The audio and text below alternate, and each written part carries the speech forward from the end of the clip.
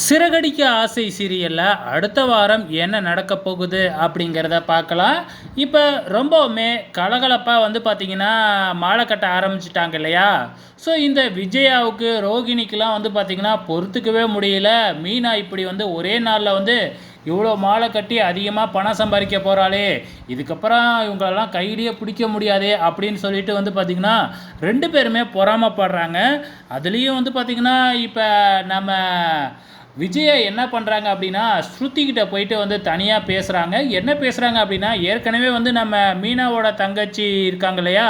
So அவங்களும் நம்ம ரவியும் ரொம்ப ஃப்ரெண்ட் இல்லையா? 2 பேருமே ரொம்ப ஜாலியாவே பேசிக்குவாங்க இல்லையா? அதே மாதிரி இப்பயும் பேசிக்கிறாங்களாட்டுக்கு. ஸோ இத வச்சு பிரச்சனைய உண்டு பண்ணுவோம் அப்படின்னு சொல்லிட்டு பார்த்தீங்கன்னா, ரோகிணிய தனியா அழைச்சுக்கிட்டு போயிட்டு விஜயா இருந்துக்கிட்டு, இந்த சீதாவும் சரியில்ல. சீதா பார்த்தீங்கன்னா, அவன் புருஷன கைக்குள்ள போட்டுக்கிறதுக்கு நினைக்கிறா. அவள பார்த்து இருந்துக்க சொல்லு அப்படின்னு சொல்லிட்டு மீனாவோட தங்கச்சி சீதாவை பத்தி தப்பு தப்பா பேசுறாங்க. நம்ம ரோகிணி தான் ரொம்பவுமே கேஷுவலான ஆளாச்சே. அவங்க கல்யாணத்த பண்ணி வச்சதே சீதா தான் அப்படிங்கிறது நமக்கு நல்லாவே தெரியும். இந்த விஜயா சொல்றதெல்லாம் நம்ம ரோகிணி நம்ம ஸ்ருதி நம்புவாங்களா?